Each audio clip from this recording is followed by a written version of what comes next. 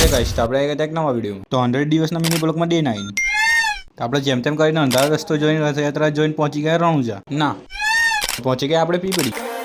નેજા ધારી તારા નોમના તેતરી જ્યોતના મોઢા પાટ પીર પીરાયું પૂરવા આવજે ઓય હું જોવે વાત. નેજા ધારી તારા નોમના તેતરી જ્યોતના મોઢા પાટ પીર પીરાયું પૂરવા આવજે ઓય હું જોવે વાત.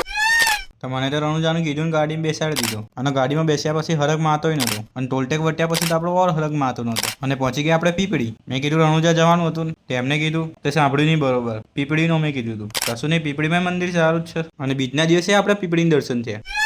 અને મને આ મંદિરની એક સેવા સારી લાગી, કેમ કે આટલા બધા મંદિર હું ફર્યો પણ આ મંદિરની જે સેવા હતી ને એ બહુ જ મસ્ત હતી. કેમ કે રાતે 1:30 વાગે હતા, 1:30 વાગે મંદિર ચાલુ હતું, અને ભજન પણ ચાલુ હતા, અને મંદિર બી ખુલ્લું હતું, અને ઉત્સાહ એટલો બધો હતો ને અહીંયાના પબ્લિકનો કે ના પૂછે એ વાત. અને કાલે અષાઢી બીજ હતી ને અષાઢી બીજના દર્શન થયા, એ ભાગ્યની વાત છે. અને 10,000 ફોલોવર્સ થઈ જશે એટલે આપણે જવાનું રણુજા. તો જલ્દી લાઈક શેર સબસ્ક્રાઇબ ફોલો કરતા જજો, અને લાઈક શેર સબસ્ક્રાઇબ ફોલો કર્યા વગર જશો તો તમને તમારે હાહુ ના હમ.